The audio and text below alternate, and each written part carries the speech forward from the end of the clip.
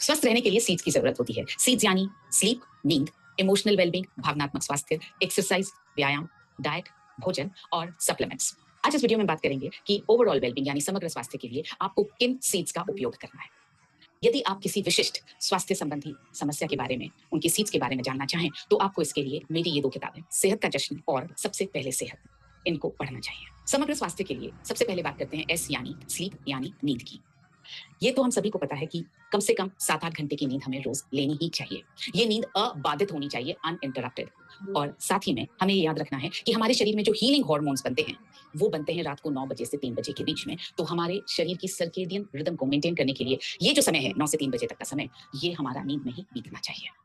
सोने से 1 घंटा पहले आप टीवी बंद कर दें, लैपटॉप, मोबाइल या कोई भी और डिवाइस आप यूज कर रहे हैं, उसको बंद कर दें ताकि शरीर को सोने के लिए धीमा होने का मौका मिले।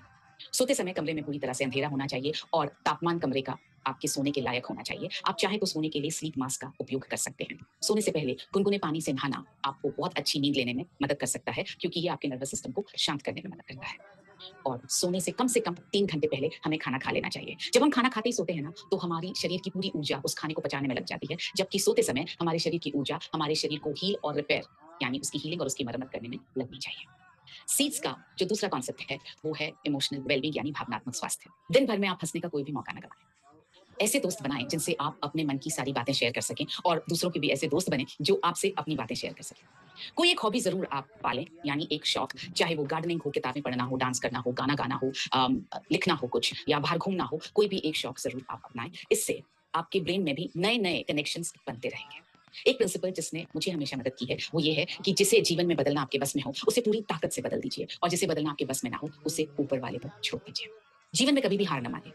इतना याद रखें, हर चीज का समाधान संभव है। अगर एक रास्ता बंद होगा, तो आप दूसरे रास्ते उस प्रॉब्लम को सॉल्व करने के जरूर ढूंढें। आइए अब बात करते हैं सीड्स के तीसरे आयाम यानी एक्सरसाइज यानी व्यायाम की।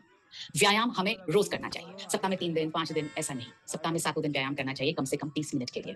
आपके व्यायाम के रूटीन में ये तीनों व्यायाम इंक्लूड होने चाहिए। पहला, कार्डियो, ऐसे व्यायाम जो आपके हृदय की गति को बढ़ाते हैं। दूसरा, योगा, ऐसे व्यायाम जो आपकी बॉडी को स्ट्रेच करते हैं। और तीसरा, प्राणायाम, ऐसे व्यायाम जो आपकी ब्रीदिंग को ठीक करते हैं। व्यायाम हमेशा सूती कपड़े पहन करके करें। सिंथेटिक कपड़ों में पसीना सूखता नहीं है और हवा का वेंटिलेशन बहुत अच्छा नहीं होता है। व्यायाम करने से कम 2 घंटे आपका पेट खाली होना चाहिए। संभव हो तो सनबेथिंग अवश्य करें।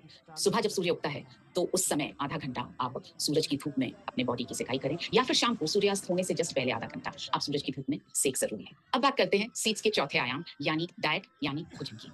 इन 5 चीजों का सेवन आपको या तो कम कर देना चाहिए या बिल्कुल बंद कर देना चाहिए। पहला, नमक। दूसरा, चीनी। तीसरा, मैदा या बारीक पिसा हुआ आटा जिसमें चोकर नहीं हो। चौथा, सफेद पॉलिश्ड राइस